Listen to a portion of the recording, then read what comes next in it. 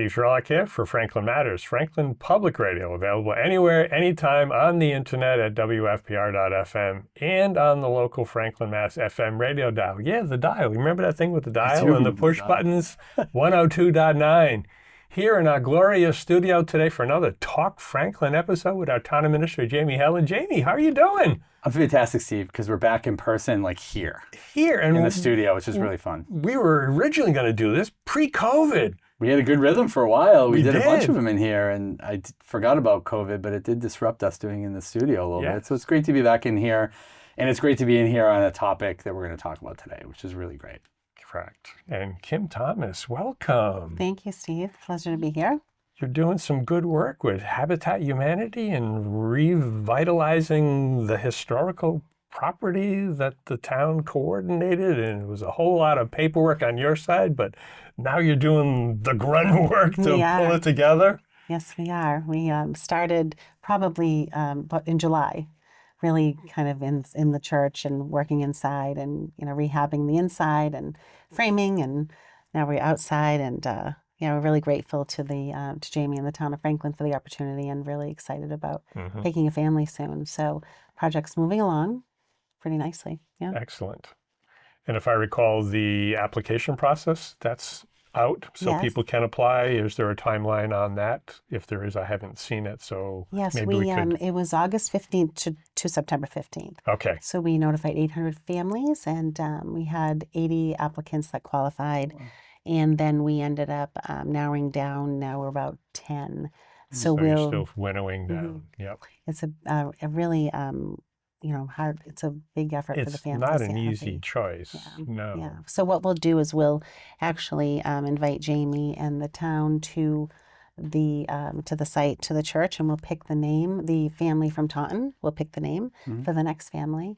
That'll be in Franklin. So we're hoping that'll be in the next few months. We'd like to do it before the holidays and really celebrate the family being there. Sure. So, yeah. Sure. Tease alert. As soon as we find out the date, we'll put it on the calendar. Yes, absolutely. But you had to do a lot of legal work with our attorney, and certainly the town council worked with you to go through the process, and now it's happening. Yeah, it is.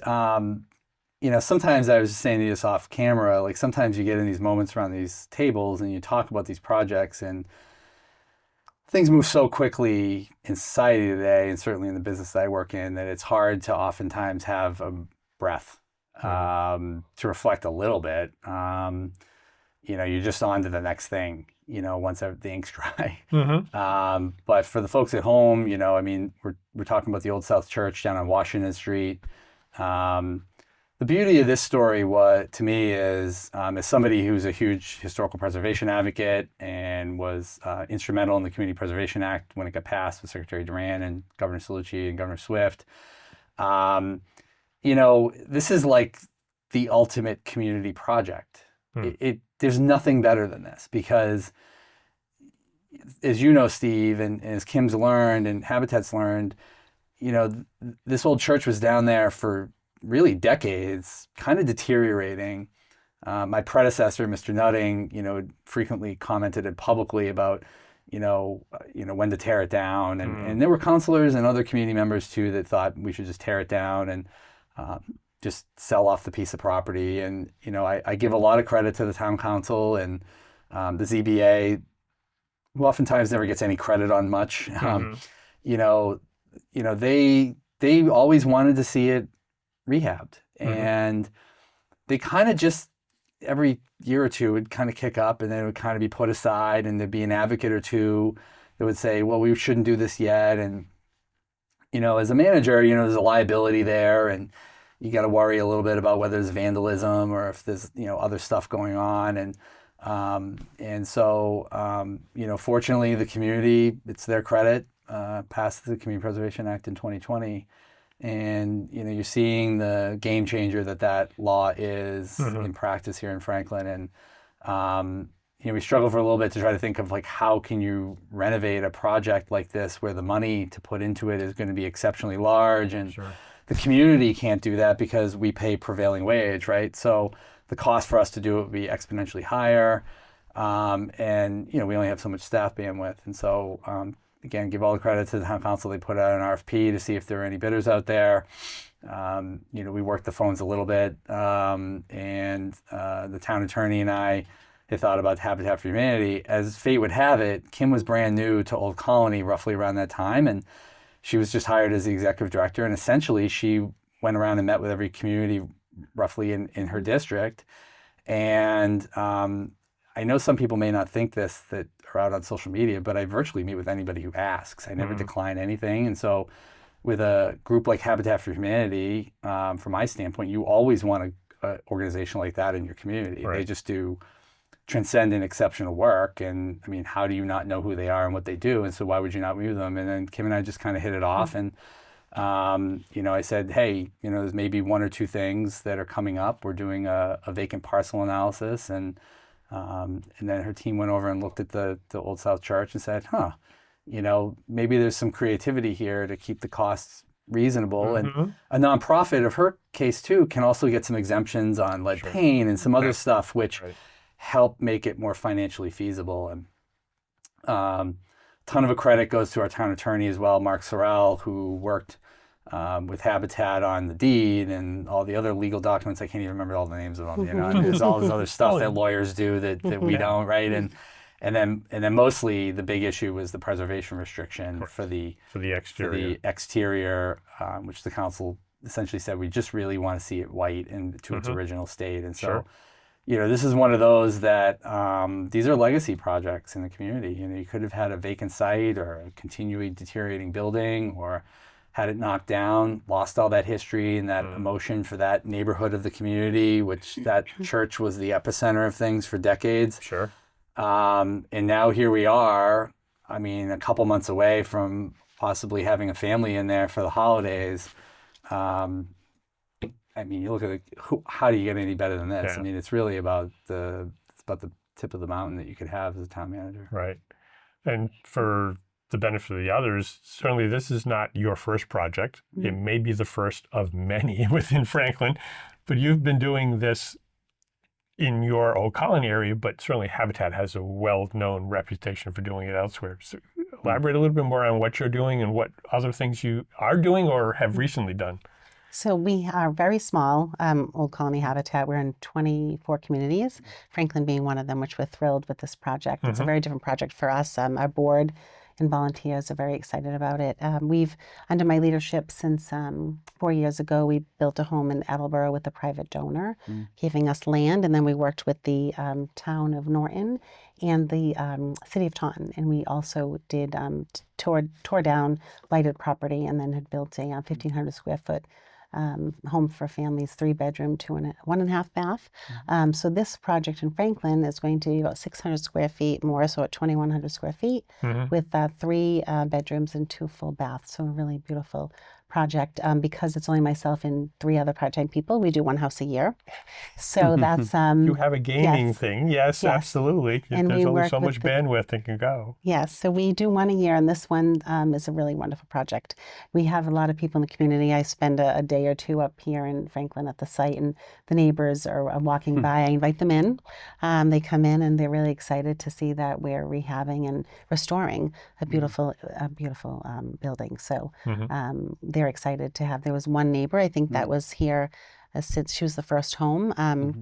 And they came in, her son and she came in and had a tour of the building. So we're like we said, the midst of framing. So the family won't move in probably till June of next year or possibly November. But they will be meeting people. They'll be selected. And I've been around to all the neighbors and spoke with them. And then I'll introduce the family to all the neighbors too. That's something that we like to do. And then we're going to do some open, kind of like lunch and learn and coffee and conversations with potential donors and potential people that want to support us and volunteer. So it's a really great community effort that we're really fortunate to be able to be in Franklin. Right, and while you touched on the kind of selection process and you're winning it down, but as I recall, there are not only income qualifications, but then there's some sweat equity that is required as well. So they're not just coming in to get something free. They're going to work for it and then enjoy it, hopefully. Absolutely. It's 250 hours, and they usually do more than that per adult.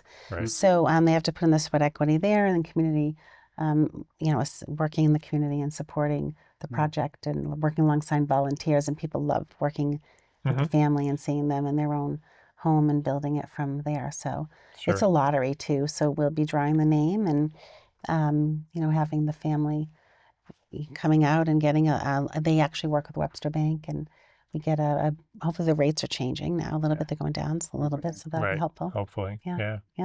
Hopefully. And do you still need additional, whether trade, plumbing, carpentry, painting, et cetera, some of that volunteer support as well? So we have a lot of people that have stepped up in the community that we've been so fortunate. I was hearing that things were happening, but I wanted to make sure that if we still needed something, we could say, hey, by the way. I would love that. I'm trying to think. We have our landscapers, Kelly Landscaping and Greenscape are stepping up. Mike Naterno is doing a lot of great work. We have a plumber, Pinup Plumbing, that we work with at each house. So they'll donate all the services, all the labor. And then, of course, Jason Aiello, he's doing a great job. I'm trying to think. I think Sam Williams was the architect with Craft Architecture, right? He did that as well. And I know you've had some other. We have Frank Morrisow and Sharon Tree donated. So board and plaster, I think we're working on, because that's always a tough one to find donated. The GAF and the roofing, we always find. So we have that donated. Colonial Fence is donating the fence. And then Reed's Ferry actually is going to donate a beautiful shed. So wonderful. And paving. We have the paving covered. So we're really just still looking for monetary support, as well as we have a wine tasting coming up in Rentham on October 23rd that we will utilize the funds raised there for the home too. Funds are fungible. Yes. You can do a lot more with them. Yes, absolutely. So we have a lot of in-kind donors, a lot of community support, and still need to obviously, community preservation funds have been extremely helpful. Yes. For sure, that we are having that to help with the exterior. And for the benefit of some of the listeners, community preservation certainly passed in, 2020.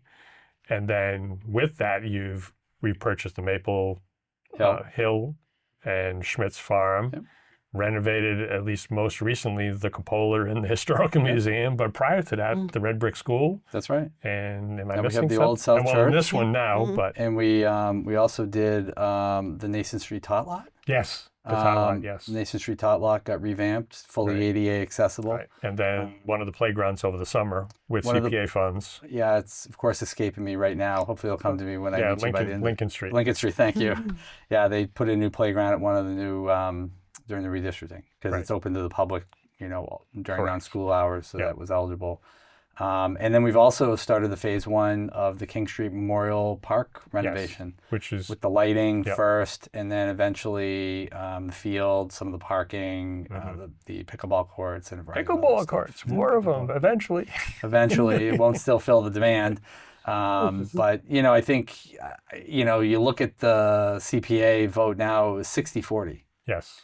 In favor, against. I'm sure you, Steve, too, have talked to many people who, as they've continued on and learned about some of these projects, I think that vote would be likely much higher today in terms of the support, because I think people have, a little bit more understanding of what the money was going towards and why, and it wasn't the massive amount of money on their tax bill that maybe they thought, which is great. There was some fear there in terms of the tax implications. Clearly, the open space to address some of the building trends, which is still out there clearly, but reserving the open space, preserving the open space was a big deal. And yes, to your point, there have been a number of folks, especially through the Senior Center and other of my community conversations, that they didn't fully realize the impact that it can have and the breadth of the things. We're talking housing and open space, but the preservation, historical piece, recreation pieces. There's a lot we can do. And if you put it all together, what do you have? You have probably some of the most popular things in the community. We just did that citizen satisfaction survey recently, and I think it was like 70+% prioritize maintaining community character, right? That's a little bit wide, but if you really focus in, things like the Red Brick Schoolhouse, things like this, the cupola of the museum, the exterior, that adds a lot of value. Kind of like the Methodist Church appropriation earlier this year, as the oldest place of worship, in Franklin. Single place still operating. Single place still operating, but that where the museum and the church are, that's like a corner You're right in that spot. right at your original. I mean, for the cupola and the historical museum, most people don't know this, is that there was original town hall in town in That was. 1840 something or whatever. Yeah. So that's an important stretch right there. Mhm. And what I always love about it is if I have to sell it, but I mean, as somebody who worked on it, and as you know, I came to Franklin in 2001 Once when upon a Mr. Nutting got time. here as Yeah. a young buck with brown hair, came to try to educate the community. These are things that bring people together, Mhm. and I can't think of a better tool right now than what we're seeing throughout the community and throughout the political strife, statewide, region, nationally, internationally. Here's a great example of something that is about as great of a human interest piece as you could get, Mhm. right? For all of what we talked offline that's going on right now as we probably speak on social media, the anger, the deceit, the disillusionment, the misinformation, at times gaslighting, stonewalling. Here the three of us are having a really like heartwarming conversation, I think, about, how do you bring in an organization like Habitat? They don't just build the house. It's not Jimmy Carter just nailing in nails. Mhm. Kim walks around and introduces the family to all of the neighbors. Right. I mean, talk about really Becoming a neighbor. becoming a neighbor, becoming friendly, knowing, even if you don't talk to the neighbors, you know who they are. Right. And then you're preserving something that, I think for Councilor Mercer, especially Councilor Pellegrini and a few others, that particularly Councilor Mercer's whose entire family grew up in that neighborhood and went to that church. They used to walk there as a we've young heard. kid. They walked there. This is something, he never thought would ever happen. Sure. And then you look at all the other elected officials and councilors and planning board members and saying, wow, like we don't have to look at something that's an eyesore anymore. And now people can kind of, galvanize around and support a new family that can raise a family, raise kids, go to our great schools, Right. Become part of that, the community that we're so loving and proud of. And yet we were able to use CPA funding, for the historic preservation piece. It's an affordable unit. It counts on our SHI towards our 10%. Correct. And it's like one of those wins. And I hope people, when they watch this, realize that, this is really what most of my time and a lot of your time covering is spent doing this actual work. Yeah. And so this is like the most heartwarming and best thing you could ever have as part of a community, as somebody as a town manager. When the building's done, there won't be a dry eye in the crowd, as there shouldn't be. This is special. Yeah. And I hope that people watch it and realize just how special of a project this is. But there's like a dozen others that are going on too. Right. And there's really a lot of really wonderful things going on in the community. Yeah, because we always need to celebrate the small moments, and clearly passing the CPA was a relatively small moment. I mean, we celebrated it, but now we're beginning to see what's coming. So Totally. we had the nice ribbon cutting at the Red Brick, the Mason Street. You already had the one, but I'm sure there might be something else too, at least when the announcement of the family, et cetera. So that's when we really can celebrate it, because it's not just a small moment. There's still work to be done. Now it's here, it's happening. And none of us, real. The three of us, were never on social media while we did this, and seriously. It was all conversations. It's all conversations like we're having here in person in this great studio. And, it's Kim reaching out and saying, I just want to meet. And even in the pandemic, I don't remember if we had masks on or not, but we zoomed, we actually. zoomed, and then we met in person. Yep. And I remember you did come to my office, shortly after. And you just, build hopefully a relationship. And you try to, it wasn't like this happened right away, right? I mean, it took like a little while. But to get through it. A couple of years where you kept following up Yep. every 6 months or 4 months and saying, hey, just checking in. And so I think, what a lot of people say, and not everybody practices these days, is connecting in person and being present Mhm. and collaborating, Well, I working think together is given really beautiful the stuff. issues the community have, this is a good example of the collaboration between government. We had the space, the Yep. property, we had some opportunity via CPA, but we needed the other partner, in this case with Habitat, to be able to bring both the sweat equity and some other equity, because clearly you said before, Right. the town could not do it. Never could do it. No. Even with CPA funds, it was just going to be too expensive to manage. It really wouldn't have probably provided the return on investment that you would want. It would have been a lovely museum or another place on the other side of town for people to do Maybe some an events. entertainment hall of some Yeah, sort. just a you small. know. We Yeah, talked about that. Yeah, like there was, maybe there was a number of options. small, but the parking was limited. There Yeah. wasn't really a great vision, and I think No. the community kind of went around and did the right thing by talking about these things for a little while. And like, why can't we have weddings? It's like, well, I mean, it's like a quarter of an acre. I mean, you can't just park, right? You're gonna be parking on the street. Like, how do you get a caterer in? And Yeah. you know, and obviously Maybe a little small wedding, but not a big one. but the real wedding is the new family that'll be in there, True. right? And ultimately, that's where the sweet spot was. This is a Right. perfect site for a home. It's already in a residential neighborhood. Mhm.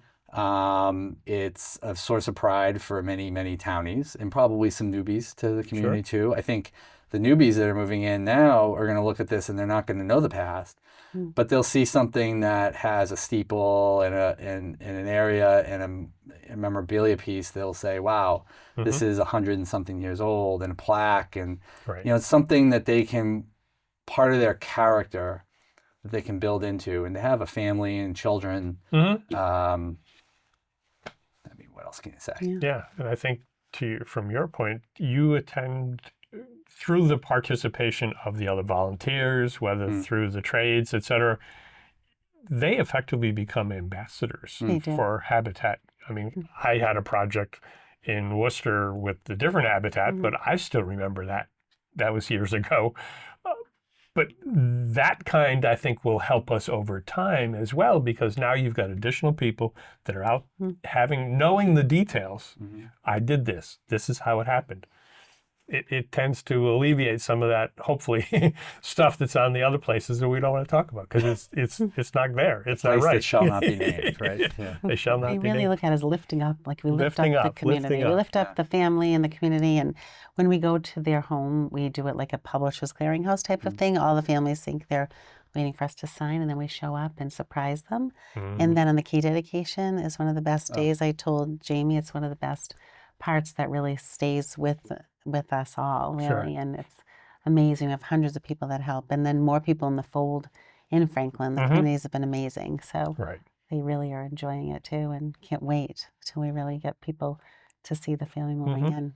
Wish Best these part. stories were a little more present on the regular news cycle. So, you know, it's glad we're, you know, obviously grateful for local access here to be able to tell these stories, because what Kim's talking about is really, you know, it really is uplifting an entire community. It's about the donors. It's about the individuals that donated thousands of dollars, but maybe they donated $20. It's the people that come to the wine tasting just to be a part of it. It's the people who are chipping in on some of the work. It's the town officials. It's the Habitat volunteers. Everyone. It's all the names you mentioned earlier who've already chipped in pro bono to make this go. Right. You know, this is a celebration, and it really is lifting up an entire community. And you know, the joy, I'm sure, that will be reverberate, hopefully, through those that are connecting in person, maybe not those that are in that place that shall not be named, you know, will feel that uplift. And, you know, when I was at the ceremony a couple months ago, you know, I said it then, and I'll say it again, you know, you stand up if you're me on the stage, and the same thing with Kim and Alan Earls and all the other speakers. You stand up there and you look out at an audience of 100, 125 people or whatever, and you realize how many people projects like this are affecting, Sure. right, that were involved. And I'm Absolutely. sure by the time we have the key opening thing, there'll be even more hundreds of people Probably, there, definitely. right? Right. We'll have to make sure the police are involved for that. Yes, we will. We For will. the traffic, right? We talked about it for and the make sure there are no groundbreaking. pool parties Yes. down the I street. know. That was really funny that day. That was. There was a huge pool party. Uh-oh. So Graduation party or something. graduation down the party. street. Yeah, Yes, it was. and we were- Graduation party. At time, yeah. To borrow a line from a somewhat famous movie, you know, this could be the start of something great, Yeah. right? the collaboration, the bringing together. Yeah. Who knows where it's going to go? Yeah, I'm really excited. Really. Steve, I'm going to second your hope, that enough people will see this story over time and realize there is a lot more of this going on in this community every single day, all the time, in our schools, in our public safety agencies, our nonprofits, all of our businesses. They're just doing great stuff all the time. And, hopefully at some point, you're right. Maybe everybody that sees this will, see this as maybe a turning point or a inspirational moment to be able to say, hey, this is a great time to be a part of, and I'm glad that I can be part of a community that has people in it that are willing to come out and do all of this work for essentially a charity to provide a family in need, a great life, a great quality of life, and hopefully a great education for their kids. Sure. Right? Yep. I mean, this is like about as great of America could be all in one. Long-term gains there, for sure. Absolutely. And just morale. Yeah. Just again, trying to offset the negatives with a lot of things that are going on that are positive. Because I still believe there are exponentially more positive things happening every day in this community than negative. They just, with the social algorithm, it just doesn't get there. But anyway, that's beside. We won't dwell on that. We'll say, thank you for coming. Thank you for doing it. And we're looking forward to more. Yes, thank you. We're excited to be in Franklin. It's been a really great ride so far. So we're really thrilled. Excellent. Yeah. And thank Jamie for participating today, and certainly for My pleasure. you on behalf of all the people behind who did all the details behind that. Yeah. And to listeners, thank you for listening to this Talk Franklin. And we do this as a quick reminder because Franklin matters.